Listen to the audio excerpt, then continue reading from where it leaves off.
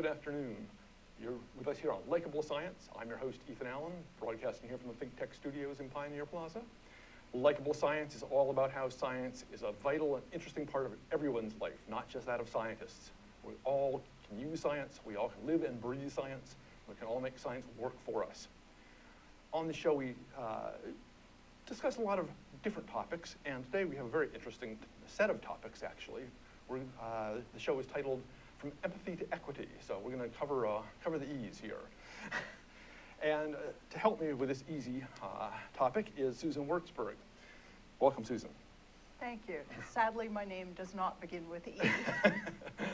You call it Emily, you know, make it work. Anyhow, Susan is at Manoa in the Department of Sociology and also with AAUW, and is the public policy chair of that organization, I believe. Correct. And has written a recent paper about the idea of empathy that sort of got our whole conversation started.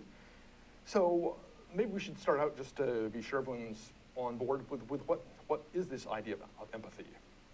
Well, empathy is me looking at you and understanding what you might be feeling, how cognitively, how you might be thinking about the situation, and be able to react to you appropriately, be able to see your viewpoint. So it's really having an understanding of other person, of their mindset, of their viewpoint, of their perspective to some extent. Yeah. Okay. Yeah. And sort of on emotional as well as sort of cognitive levels. Yes. Okay. Yes. Okay. And we'll be talking more about the different types of empathy a little later. Right. So, yeah, we do want to get into that. So it's, I guess, not surprising that a lot of people recognize that people seem to differ to some extent in their levels of empathy they can exhibit. With, in general, it's a gross generalization, that women are more empathetic than men. Mm-hmm. Do you have sort of a rationale for this, or an explanation for this? Well, I think we could look at two broad explanations, and with that said, the truth probably lies somewhere between the two. Mm-hmm.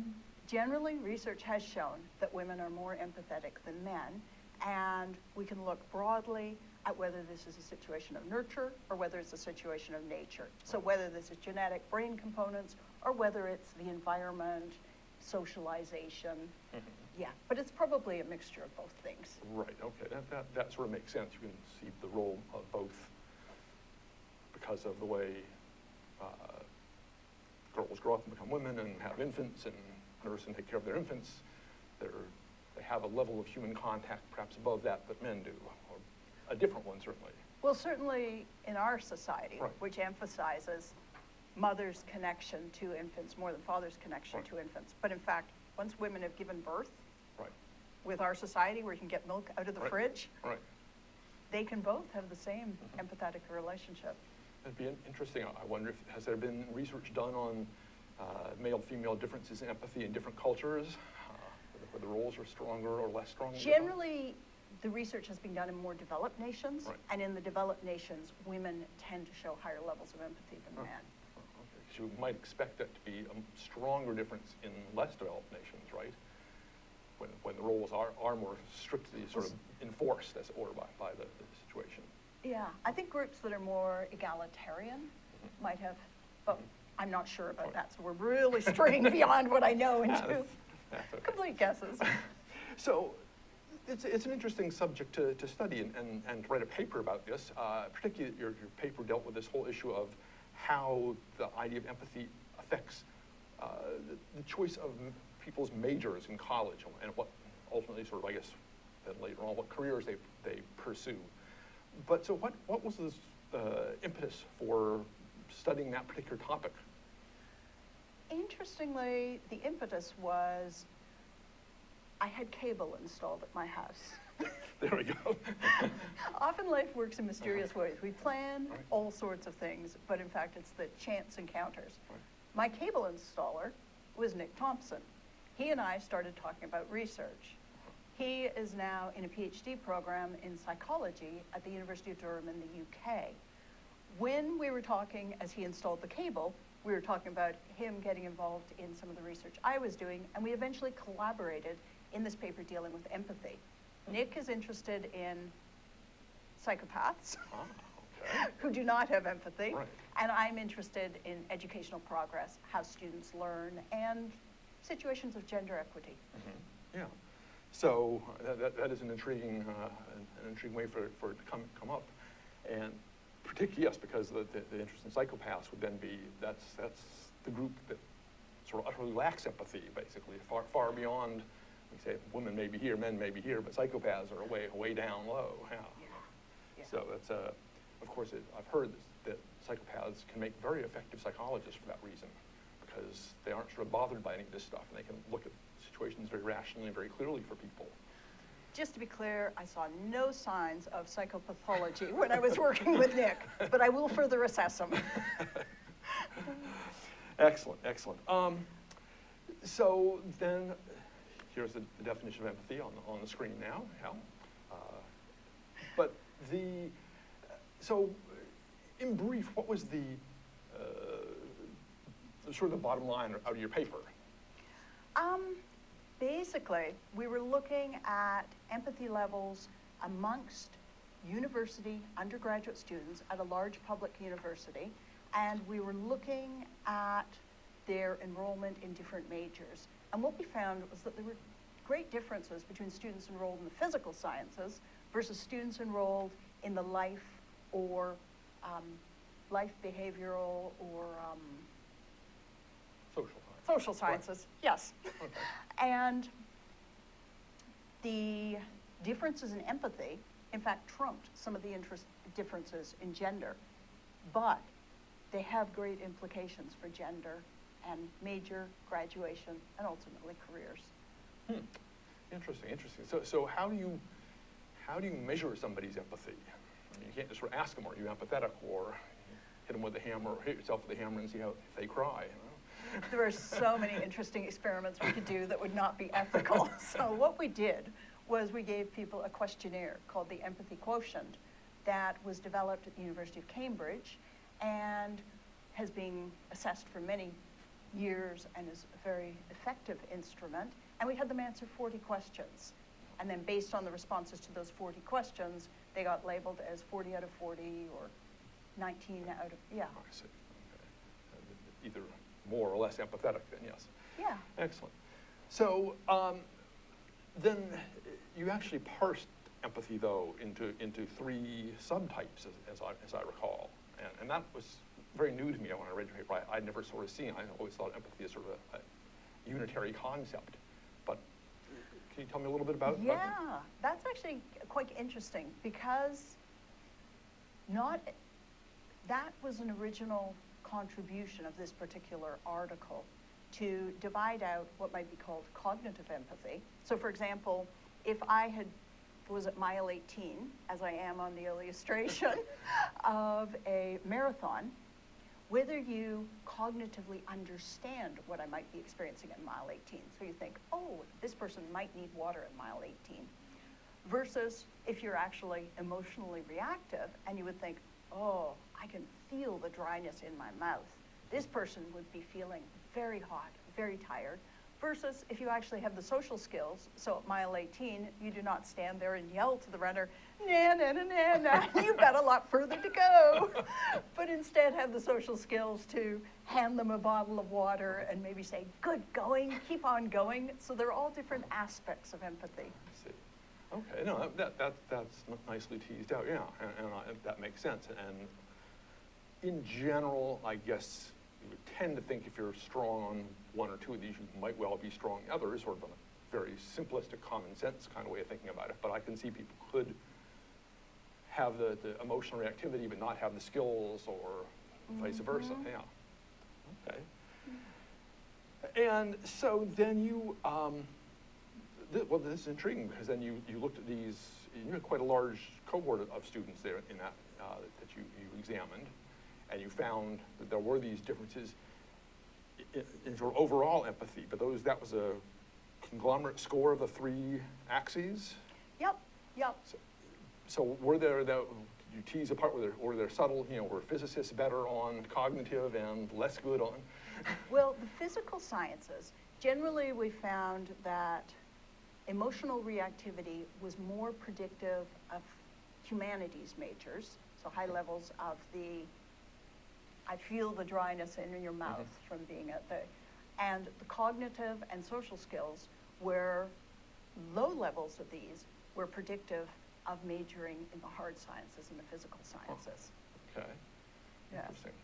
Which if you've taken a science course at most universities Right. in those areas, probably fits together well for you at this point. Right, sometimes our stereotypes actually sort of work out, you know? Yes. Yeah, Yes. yeah, math majors, physics majors are classically not thought of as being the smooth, suave, social butterfly types, you know? Yeah, that's classic. And so, what is this sort of where does this go now, I guess, is sort of the next question. How do you tease this apart? I think there are a variety of places where this research could go. I'm not sure whether it will go there with Nick and I, given that he is now in the UK and I am still in Hawaii. But I think it would be interesting to examine these three types of empathy in what happens from first year to fourth year in an undergraduate degree. I think it would be interesting to investigate these in faculty. We already know that faculty have different degrees of empathy, but teasing out these three factors. And I think also it might be interesting to know in the occupations the three factors. I would be, yeah.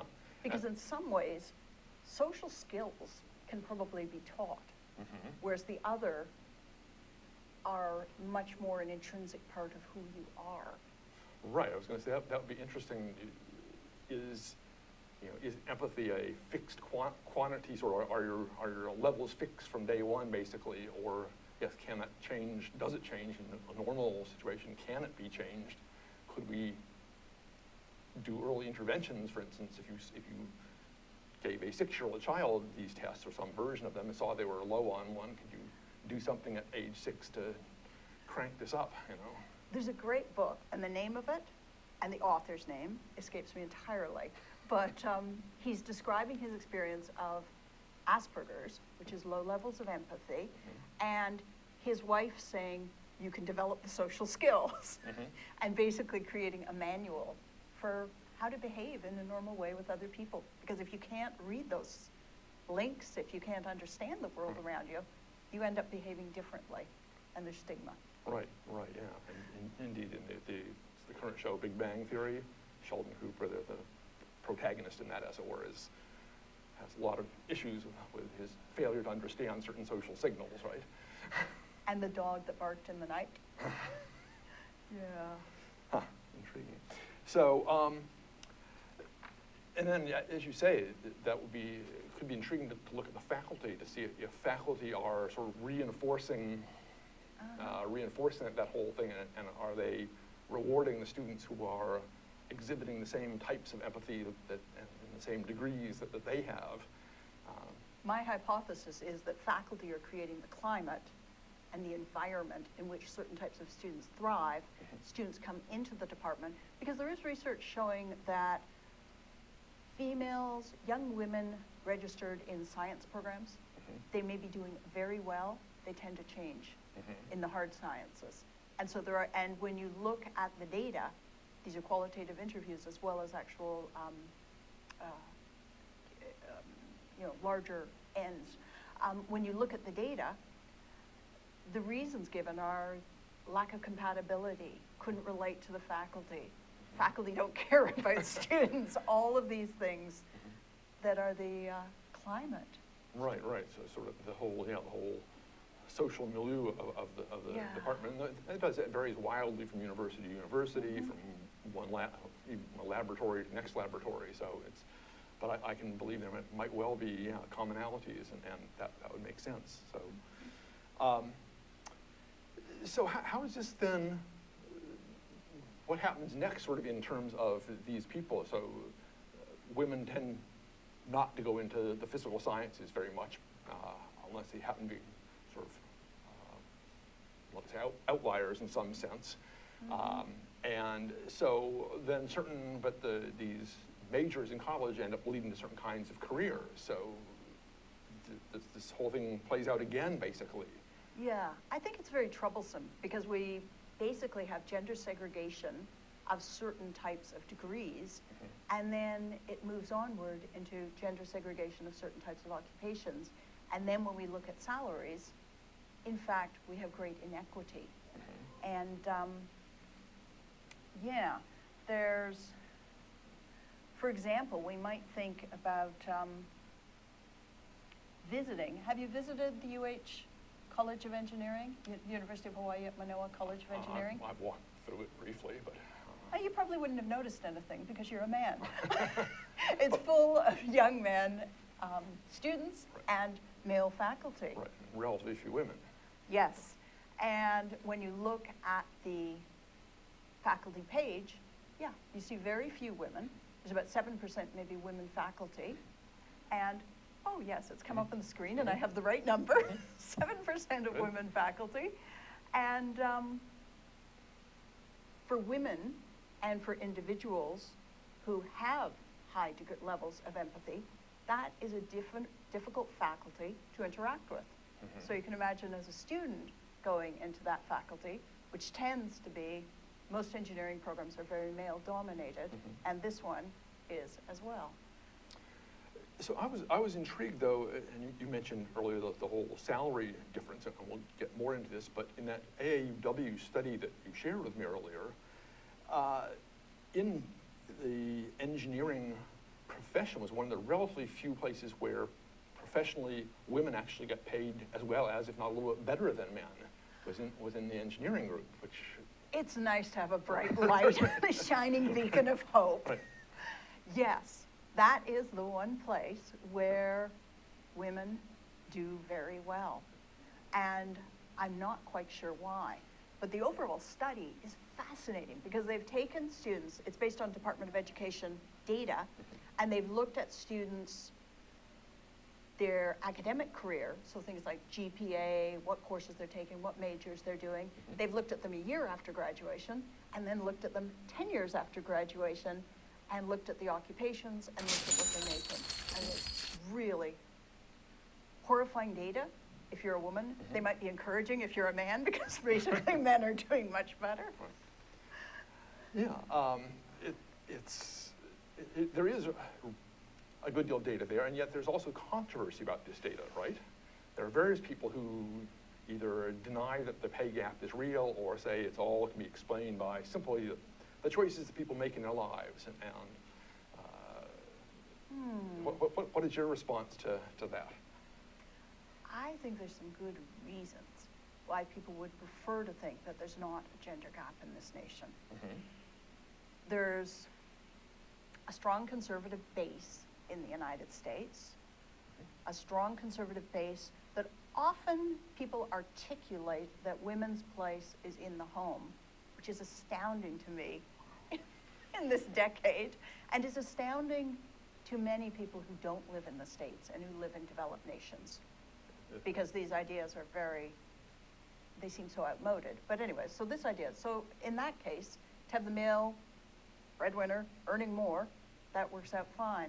There's a belief that you can do anything in this nation, anyone can become president, even though we've never had a woman president, and we've just had an African-American president and currently have one. And other nations are so far ahead of us. Many of them have had women leaders, and many of them have had ethnic minority leaders. Now, why are we so far behind? And we'll explore that when we come back here. We are going to take a little bit of a break here. You're on Likeable Science here at ThinkTech Hawaii. I'm your host, Ethan Allen. Susan Wurtzburg from UH Manoa is with me today, and we're exploring from empathy to equity. We'll be right back. Aloha, I'm Hunter Hevlin, host of Sustainable Hawaii here at ThinkTech Hawaii.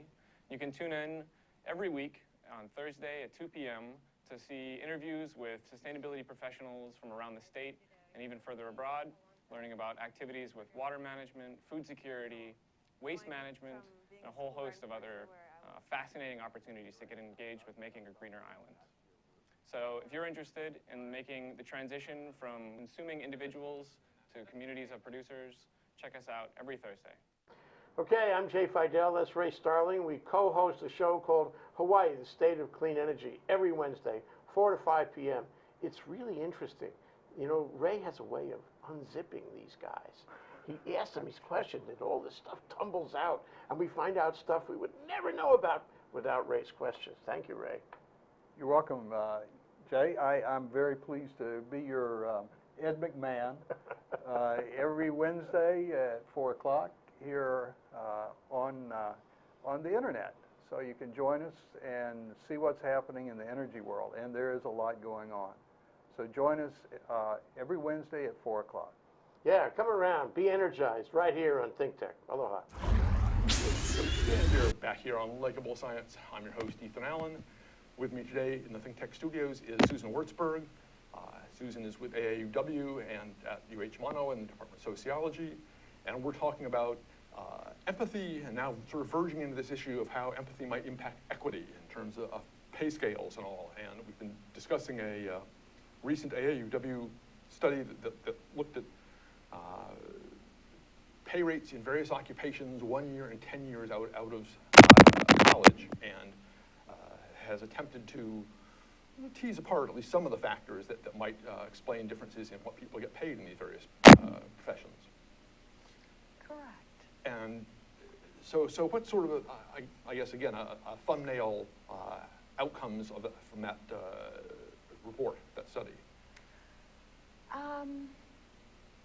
There are a number of factors that result in a pay gap for women. One of them is women's choice of majors at university. And it has been argued that women are choosing to enter low-income professions.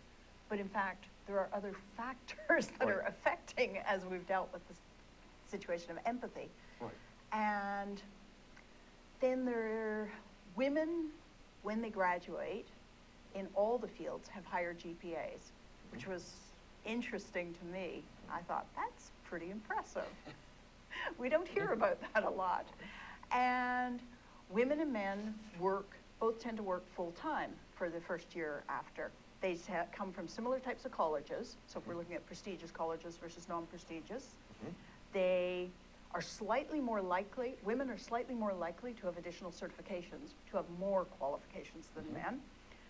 But choice of major means that women tend to be in high numbers in what we might call female-dominant fields. And female-dominant fields as a whole pay less than male-dominant fields. Right. So here we see on this graph. Yeah, this is so depressing. Yeah, how in areas like business and management, men get paid far more than women of similar qualifications.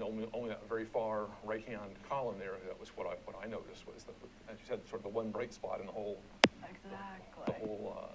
issue. And the red line there is indicating the percentage of women involved in these fields. So there's a rather strong correlation there. Yeah. In the situation of engineering, you've got 16% women in the field, but those women in the field are being well rewarded. Right. But in most of the male-dominated disciplines, the few women in the field are not being well rewarded. And in the female-dominated professions, what tends to happen is males are rewarded more, those minority males, but the general salaries are lower. Right. So it's not fair. No, it seems like it's sort of a lose-lose there for women. You would expect that, just as you might explain that one far outlier on the computer science and engineering fields as, yes, because women are underrepresented, when companies find a woman in that field, they pay her very well to be sure they attract her and keep her. And so you might expect them to see the same situation in the female-dominated fields with men, but you don't. You're saying it's quite the converse. Yeah. I'm actually feeling depressed as we talk further about this. On the other hand, the situation has improved certainly over the decades. So, right, the pay gap by any of a number of different measures is shrinking. There's some discussion on how much it's shrinking or how little it's shrinking, but it certainly used to be far larger. It's happening very slowly, though. I would like to see improvements in pay in my lifetime. And I'm sure my mother, who's now in her mid-80s, thought that she would be seeing much more improvement in women's pay. Yeah. And isn't it the situation, though, that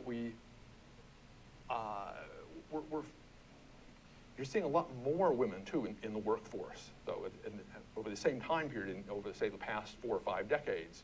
It used to be that only maybe 20 or 30% of women were actually in the workforce, and now it's 60% or something. Do you think that has played into this in any way, in any sense, sort of dampening perhaps a rise? We conduct research and we see factors that might explain the pay gap. And this AAU study is really nice because it actually teases out a number of the factors, and it points to the fact that there's still an unexplained gap. So 10 years after women graduate from university, we can explain some of the pay gap based on family commitments, career choice, and other things, but there is 10% of the pay gap that we can't explain based on any of these broad range of social factors that were examined. So that seems to be discrimination. Right. And yet in this country is probably better for women than in some countries of the world. So the worldwide situation is not good. We used to think that if we got more women in education, because in the 70s there were low numbers of women in, well, we've got more women graduating than men at this point. There are more women with degrees. So now we're thinking, well, if we get more women in STEM, you know, science, technology, engineering, and math. But yeah, I think there's a variety of interventions that need to happen, and it's a complex problem. Certainly, and the issue is often actually, some of it happens at least very, very early on. There are quite a few pieces of research that I've read that show early on in school, in elementary school, girls show equal interest, equal aptitude in all areas of science, math. Typically pretty much through the end of elementary school, actually, you know, but that grade 5, grade 6, everything's still pretty good, pretty equivalent. And then somewhere, typically in the next several years, girls begin to drop out or lose interest in or get discouraged from math, from some of the harder sciences. And it's sort of intriguing because at that stage, it's hard to see that the same kind of factors as you talked about with the majors could be playing out so well. But is there maybe a pervasive sort of societal belief that women don't belong in these professions, or you know, as the famous Barbie controversy, you know, math is hard, right? Yeah, and it may just be. I think there's a lot of socialization we do for girls. There are greater attempts to keep them safe, not have them push boundaries, not have them try new things, not be adventurous. And you have to try new things. You have to be adventurous. You have to push the boundaries. You have to try the things that are hard. And if girls are consistently told, be good, be well behaved, don't stray far from the house, come into the kitchen and do cooking. Well, you can do cooking with math. It's all measurements. But yeah, so it's pulling girls into that equation and also providing role models for girls who are younger. Excellent. And we'll talk a little more about this. We'll get in this whole area of what we can all do about this then when we come back. But we're going to take a little break right now. You're watching Likeable Science. Susan Wurtzburg is here with me, Ethan Allen, in the studio today. We're talking about from empathy to equity. We'll be right back. Hello, I'm Patricia Fayho, and I am seeking a second term as AAUW president. I have been excited to work with you, our board, and staff in making AAUW a vibrant leader on behalf of women and girls. I have seen outstanding achievement and look forward to our continued work together toward the following goals. Our mission is powered by the strength and impact of our programs. We must increase the sustainability of our work through strong philanthropic support and new revenue sources. We must continue support to our states and branches as we engage members in leadership roles and the one member, one vote process. And we must advocate with a leading voice on behalf of global equity for women. As a dynamic, multifaceted organization, we continue our collaborative outreach to diverse communities across generations who share our goals. We celebrate many achievements. We have worked together to build a powerful, respected advocacy voice for our public policy issues around the country. Our research influences legislative and educational change, especially with Why So Few Women and Girls in STEM, and our forthcoming study on computer science and engineering. We're so proud of your STEM initiatives and our new corporate sponsorships for Tech Trek and Tech Savvy. Through our growing member and campus leadership programs, we have supported leaders in our branches and communities and empowered rising young leaders. We're proud to count the Younger Women's Task Forces as members and look forward to implementing our newly acquired WorkSmart salary negotiations programs. Thank you so much for your dedication and continued support of our work for equity. I hope to see you at National Convention in San Diego, and I look forward to working with you again for the next 2 years. I'm Patricia Fayho, your AAUW president. And you're back here on Likeable Science. I'm your host, Ethan Allen. Here at the ThinkTech Studios. Today with me is Susan Wurtzburg. We are talking about issues of empathy and issues of equity, and sort of how those two concepts end up sort of playing out, perhaps reinforcing one another. And we were getting into this whole issue about sort of why and how perhaps girls get treated differently from boys early on in life, and sort of the problem, as you point out, must be attacked, as it were, on multiple levels. So what are some things that people might do sort of as individuals, and what might companies do, and what kinds of sort of larger scale interventions are needed? Ooh, I always love talking about what people should be doing because I think that's where social science is and science in general is so useful, is to give us the information to then plan how we actually intervene and do something to change circumstances. And these circumstances need to be changed. Certainly as individuals, I think speaking about the issue, I think speaking widely about the issue so that our legislators are aware of the issue. I think we should be speaking on radio, we should be speaking on TV, we should be writing editorials, we should be dealing with girl children in our families, girl children in our neighborhoods. Whenever I see kids at the beach, I'm always asking them, what are you thinking of doing at university? Where are you going to university? And parents look at me astonished asking this 6-year-old child. But you have to keep on asking those questions so children think it's part of their future. Right. Yeah, very much. So it's really critical to help us establish early sort of role models and have the children expect this. There's a wonderful article I was doing a little background reading that talks about how even by, this gets back to the middle school issue, children's expectations in middle school turn out to be more of a predictor of their eventual accomplishment level in areas like mathematics than their actual ability, which is, again, it ties back to that sort of that whole empathy triad that you have, and talking about the importance of sort of an emotional, an affective component of the whole business, right? You have to want things, believe in them, in order to make that sort of part of your aspirations and to make it real. And I think also girls are higher in empathy. Mhm. So showing that there are women who care about them succeeding in STEM, showing that there are women who do STEM, showing that it is a field with feeling Right, yeah.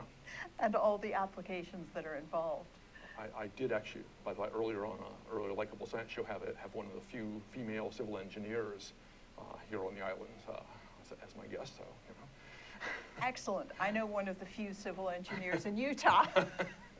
She has found it challenging. Indeed, indeed.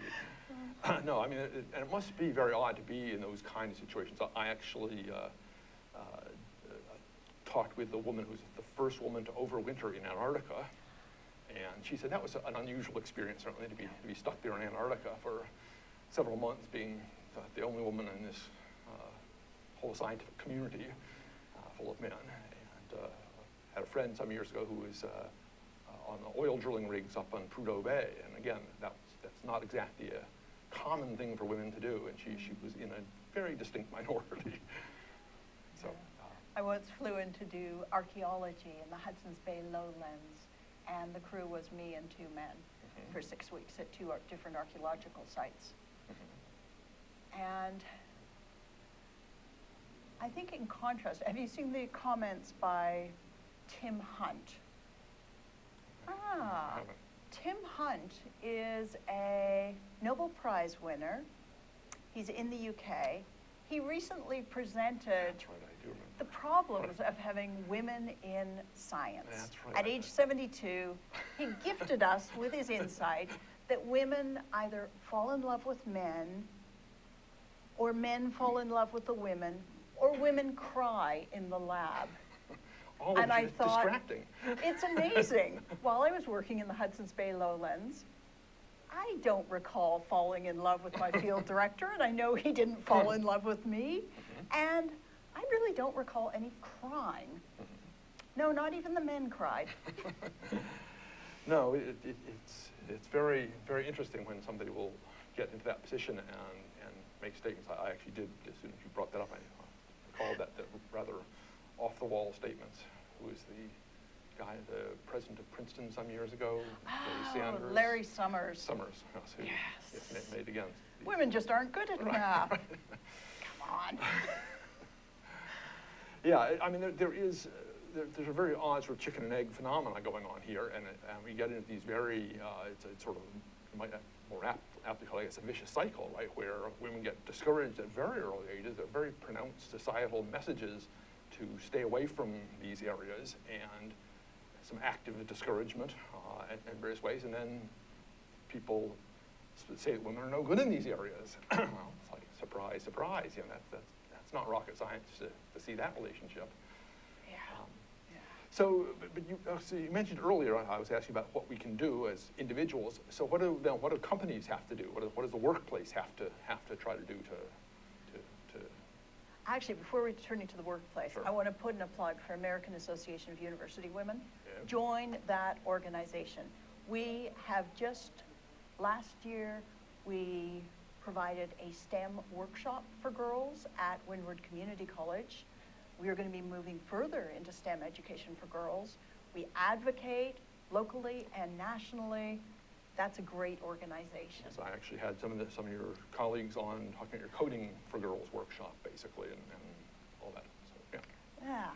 What employers could be doing is thinking about their workspace, thinking about how do they support mothers in the workspace, because I would love to say that fathers take on 50% of the child care, but we know from the data that isn't the case. Right. Yeah. And supporting women in the work care. I went into an office a few days ago, and there was a crib sitting in the corner, and I thought, great, this is an accessible workplace for a woman. Yeah. And also, if employers could think about good part-time work, because we know that often with childcare, women end up working part-time. And there's horrible jobs if you work part-time. It's very hard to find something that's interesting, that's inspiring, that allows you to move smoothly back into full-time work. Right. I gather that's maybe more pronounced here in the U.S. than over in Europe. I was reading one of these career pieces in Science recently, written by a woman who had no trouble during raising 3 children working in Europe, and apparently, yeah, she could just work some months and not work some months, and everyone sort of thought that was pretty normal.